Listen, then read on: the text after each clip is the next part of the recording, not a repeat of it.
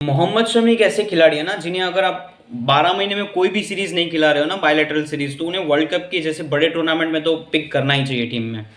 अभी जब इतने मैचेस इंडिया खेली और उन्हें टीम में उनकी जगह नहीं बन रही थी, तब भी लोगों ने क्वेश्चन किया कि यार मोहम्मद शमी जैसे एकदम शानदार जो बॉलर है उनको आप बाहर बिठा रहे हो। तब भी इंडियन टीम के पास इतना कोई आंसर नहीं था, क्योंकि मोहम्मद सिराज अभी फॉर्म में नहीं है।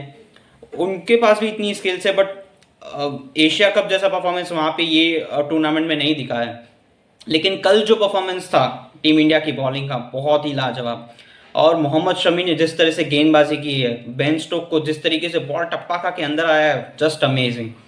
एंड कल जैसे लखनऊ की पिच एक टर्निंग ट्रैक है, तो वहाँ पे सबको उम्मीद थी कि अश्विन खेलेंगे, लेकिन इंडिया ने वो नहीं किया। इंडिया तीन पेसर्स के साथ गई आगे, एंड वहाँ पे तीनों पेसर्स ने बहुत ही अच्छा कमाल का काम किया है। मोहम्मद सिराज स्टार्टिंग में बहुत ही एक्सपेंसिव रहे, बट फिर उन्होंने इंग्लैंड पे भी प्रेशर था, तो वहाँ पे उन्होंने उनको इतना हिट करने की भी ट्राई नहीं की, तो उनकी इकोनॉमी भी अच्छी रही कल। एंड जैसे मैंने स्टार्टिंग पहले भी बोला था कि ये टूर्नामेंट में वही टीम जीत रही है जिनके मिडिल ऑर्डर अच्छा परफॉर्म कर रहे हैं। तो इंडिया में भी अगर आपने देखा तो टॉप ऑर्डर जल्दी कोलैप्स हो गया, उसके बाद विराट कोहली नहीं चले, एंड जो रोहित शर्मा के साथ केएल राहुल और सूर्य कुमार यादव ने जो पारी को संभाला है मिडिल ऑर्डर में, तो वही जो रन्स आते हैं मिडिल ऑर्डर में वो मायने रखते हैं कि आप किस तरीके से, अगर टॉप ऑर्डर के बाद भी मिडिल ऑर्डर कैसा खेलता है वो बहुत डिपेंड करता है, जो कि इंग्लैंड के साथ नहीं हुआ।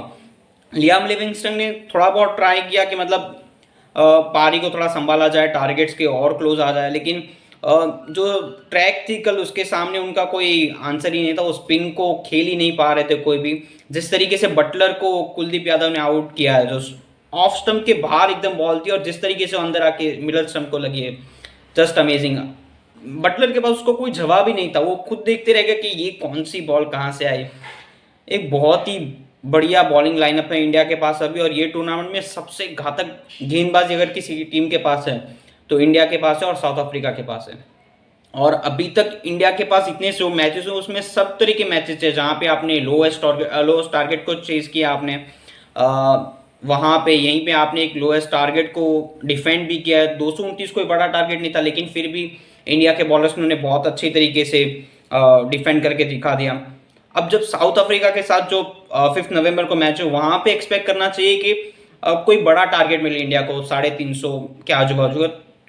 एक इस तरीके से प्रैक्टिस हो जाए, क्योंकि जब आप सेमीफाइनल्स में जाएंगे तब आपके पास पूरी टीम होनी चाहिए कि जो आपको हर मैच में, हर सिचुएशन में आपको खेलने का आइडिया होना चाहिए, जो कि न्यूजीलैंड के पास है। न्यूजीलैंड ने ऑस्ट्रेलिया के सामने 390 तक के टारगेट के पास बहुत क्लोज पहुंच गए थे। तो ऐसे परफॉर्मेंस आपको, अगर आप हारते भी हो, कम मार्जिन से हारना है आपको, लेकिन आपको हर एक सिचुएशन में आपको खेलने का आइडिया होना चाहिए। जिस तरीके से कल विराट कोहली आउट हो गए थे, 0 पे आउट हुए, तो वहाँ पे 12वीं आर्मी जो इंग्लैंड के जो फैन क्लब है, वहाँ पे उन्होंने उनका मजाक उड़ाते हुए एक पोस्ट डाला। उसके बाद इंडिया के भारत आर्मी ने भी तुरंत, जैसे ही जो रूट 0 पे और बेन स्टोक भी आउट हुए, तो तुरंत उनके ऊपर भी पोस्ट डाल दिए। लेकिन इंग्लैंड का ये वर्ल्ड कप का कैंपेन बहुत निराशाजनक रहा है, खास तौर के जब आप डिफेंडिंग चैंपियन हो। लोगों को आपसे इतनी उम्मीद हो, आपके पास खिलाड़ी बहुत बढ़िया है, लेकिन उनका मोरल डाउन है।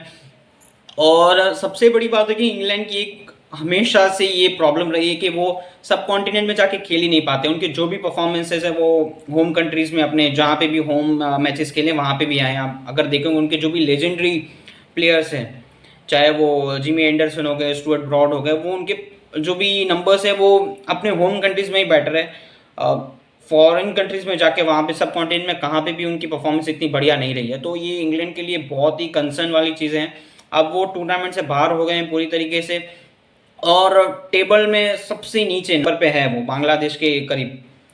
तो एक बहुत ही सोचने वाली बात है कि क्या आप जो बेसबॉल की इतनी तरफ से बात कर रहे थे, क्या आप उसके कहीं नज़दीक भी हैं? आपने कहीं अपनी पारी को संभाला भी?